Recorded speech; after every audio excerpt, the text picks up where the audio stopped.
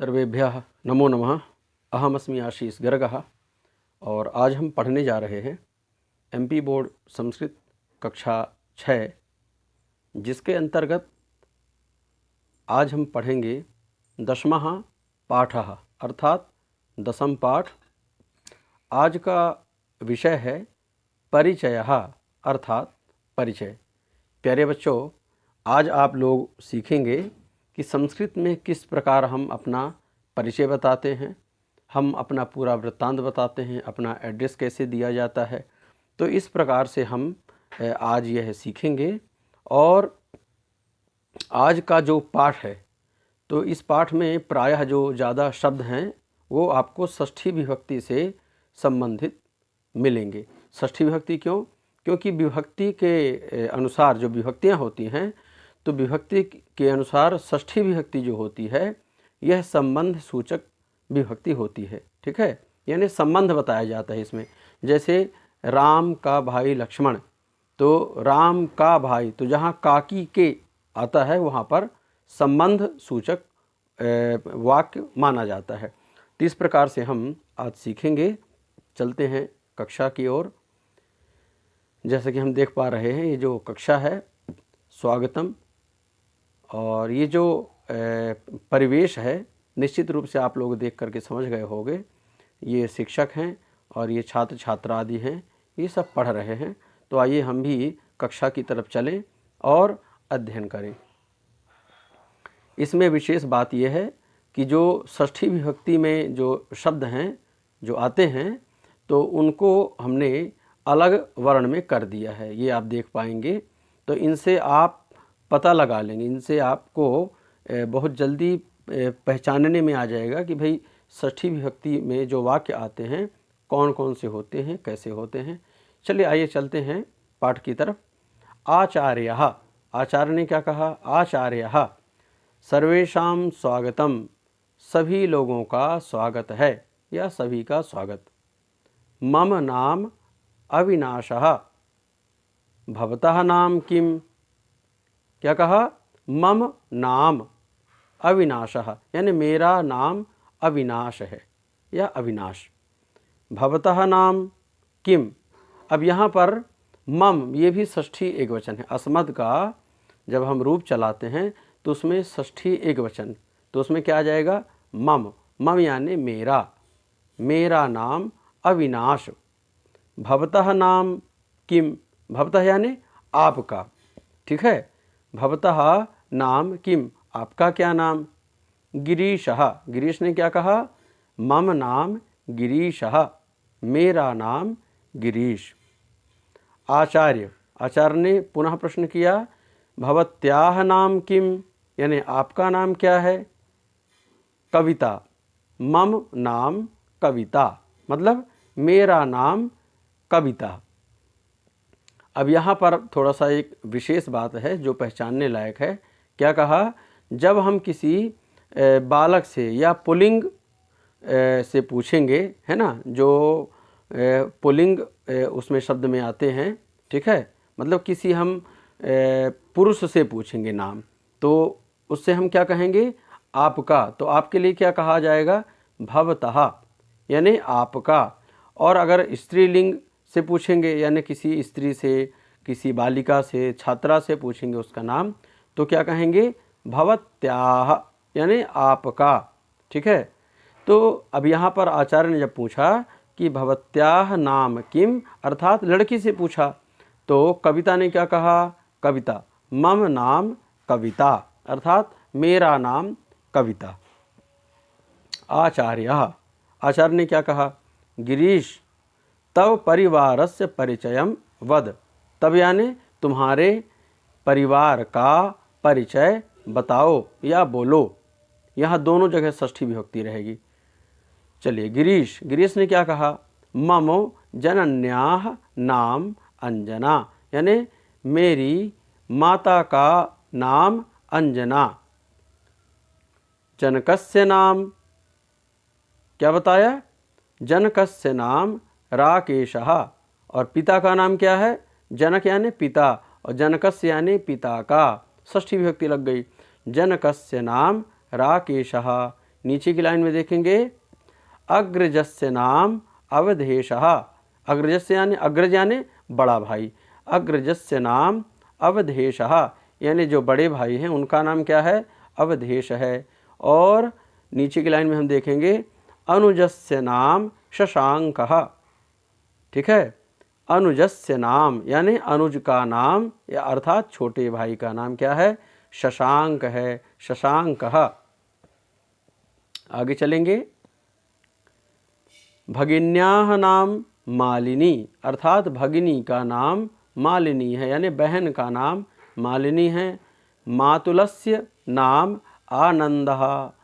मातुलस्य, मातुल यानी क्या होता है, मामा, मामा का नाम क्या है, मातुलस्य नाम आनंदः, आनंद है। आचार्यः, आचार्य ने क्या कहा, कविते तव विद्यालयस्य परिचयं कथय। क्या कहा, कविता तुम्हारे विद्यालय का परिचय बताओ। ठीक है, ये जो कविते है, कविते में क्या है, संबोधन है। ठीक है, तो संबोधन में इस प्रकार कविता का हो जाएगा कविते। ठीक है, क्या पूछा उनसे, कविता के विद्यालय का परिचय पूछा। ठीक है, कविता, कविता ने क्या कहा, मम विद्यालयस्य नाम स्वामी विवेकानंद विद्यालयः अस्ति। क्या कहा, मेरे विद्यालय का नाम स्वामी विवेकानंद है, स्वामी विवेकानंद विद्यालय है। ठीक है, अयम नगरस्य मध्ये स्थितः अस्ति। अयम यानी यह नगर के मध्य में स्थित है। अयम नगरस्य मध्ये स्थितः अस्ति। एतस्य पुरतः उद्यानम अस्ति। एतस्य, एतस्य यानी इसके, पुरतः, पुरतः यानी सामने, है ना, इन फ्रंट। ठीक है, जिसे हम फ्रंट यानी सामने कहते हैं, समक्ष कहते हैं। एतस्य पुरतः उद्यानम अस्ति, इसके सामने उद्यान है जहाँ हम खेलते हैं। फिर क्या कहा, पृष्ठतः क्रीडांगणम अस्ति, और पीछे क्या है, पुरतः यानी सामने, पृष्ठतः यानी पीछे से या पीछे, क्रीडांगणम अस्ति, क्रीडा का क्षेत्र है। ठीक है, प्ले ग्राउंड जिसे हम कहते हैं। क्रीडांगणस्य वामतः मंदिरे स्तः। क्रीडांगणस्य, यहाँ भी षष्ठी एक वचन है, क्रीडा के बाईं ओर। ठीक है, यानी लेफ्ट साइड क्या है, मंदिरे स्तः। मंदिरे यानी दो मंदिर हैं, एक मंदिर नहीं है, दो मंदिर हैं। ठीक है, बाईं ओर क्या है, मंदिरे स्तः, मंदिर हैं। दक्षिणतः भवनानि सन्ति, और दक्षिण में क्या है, दक्षिण में भवन हैं। आचार्यः, आचार्य ने क्या कहा, गिरीश षष्ठवर्गस्य संस्कृत पुस्तकम आनय। क्या कहा, गिरीश छठवीं कक्षा की संस्कृत पुस्तक लाओ। नीचे की लाइन में देखेंगे, संस्कृत भाषायाः पदानि मधुराणि सन्ति। संस्कृत भाषा के, भाषायाः यानी भाषा के, पदानि यानी पद, मधुराणि सन्ति मधुर हैं। एषा वेदानाम उपनिषदाम शास्त्राणाम च भाषा अस्ति। क्या कहा, एषा वेदानाम यानी यह वेदों की, और उपनिषदाम शास्त्राणाम च, उपनिषद, उपनिषदों की, शास्त्रों की क्या है, भाषा है, च भाषा अस्ति। ठीक है, रामायण महाभारतयोः, महाभारतयोः यानी अब यहाँ पर ये षष्ठी दो वचन है, तो महाभारत यानी रामायण और महाभारत, इन दोनों को मिलाएंगे। ठीक है, जैसे राम कृष्ण का, तो राम कृष्णयोः ऐसा कहेंगे। ठीक है, तो यहाँ पर षष्ठी दो वचन है क्योंकि यहाँ पर दो शब्द हैं, रामायण है और महाभारत, क्योंकि यहाँ पर हम दोनों का परिचय बता रहे हैं।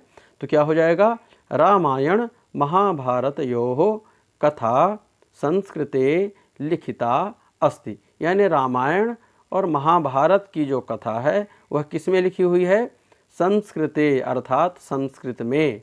लिखिता अस्ति, लिखी हुई है। छात्रा, छात्राः, छात्र क्या कहते हैं? महोदय, संस्कृत भाषायाः पठने अस्माकं रुचिः अस्ति। क्या कहा? संस्कृत, क्या शुरू से समझेंगे।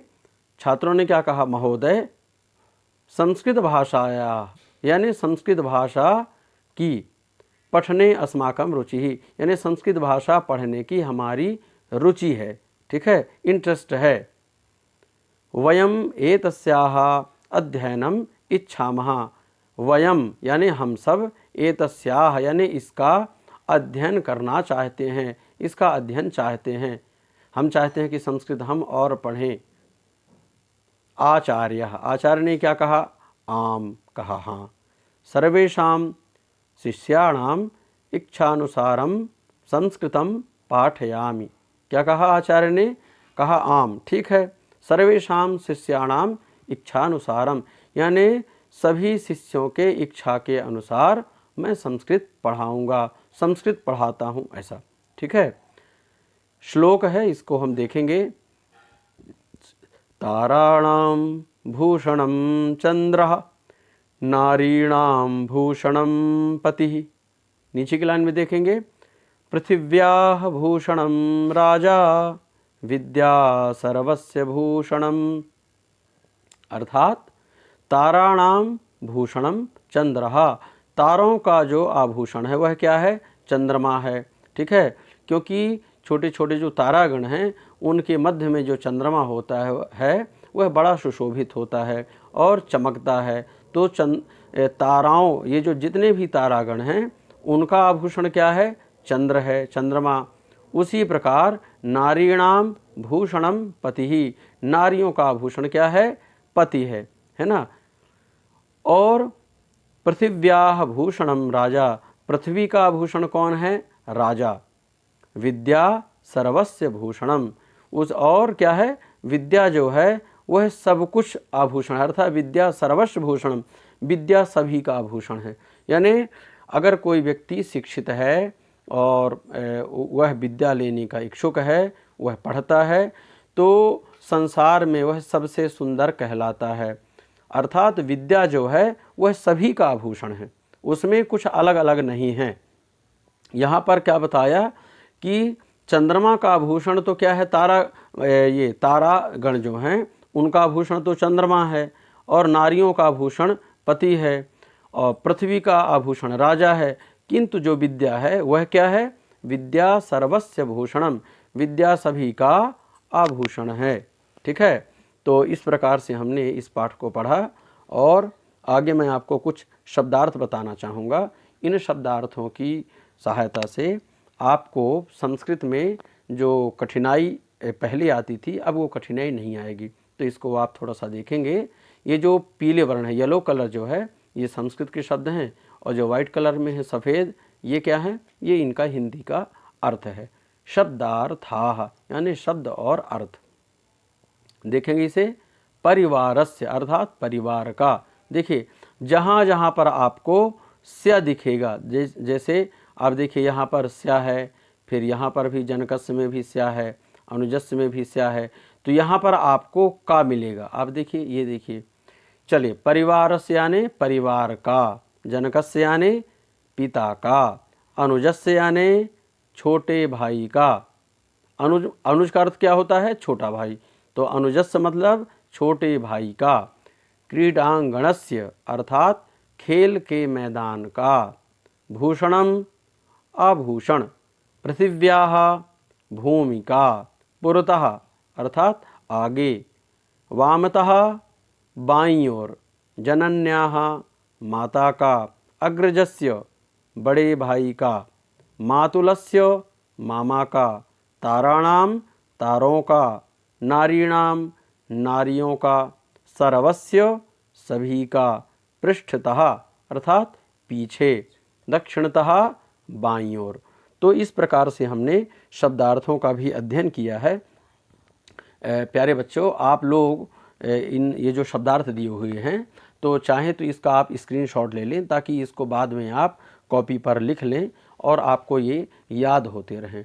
तो प्यारे बच्चों, आशा करता हूँ आप लोगों को ये जो संस्कृत का सेशन है पसंद आया होगा, समझ में आया होगा। जिन बच्चों को या जो भी वीडियो देख रहे हों, उन्हें अगर संस्कृत में किसी भी प्रकार की समस्या है, कोई शंका है, तो आप कमेंट बॉक्स में पूछ सकते हैं। उनका उचित समाधान किया जाएगा, उनका उत्तर दिया जाएगा। वीडियो में जो लोग नए हैं तो इस चैनल को सब्सक्राइब कर दें, ताकि भविष्य में जो हम वीडियो बनाएंगे तो उनकी जानकारी आपको मिलती रहे। तो इसे सब्सक्राइब कर दें और बेल आइकॉन जो रहता है उसे आप प्रेस कर दें, ताकि आपको समय पर उसकी इन्फॉर्मेशन मिलती रहे। तो मिलते हैं अगले नए वीडियो में। तब तक के लिए नमः संस्कृताय।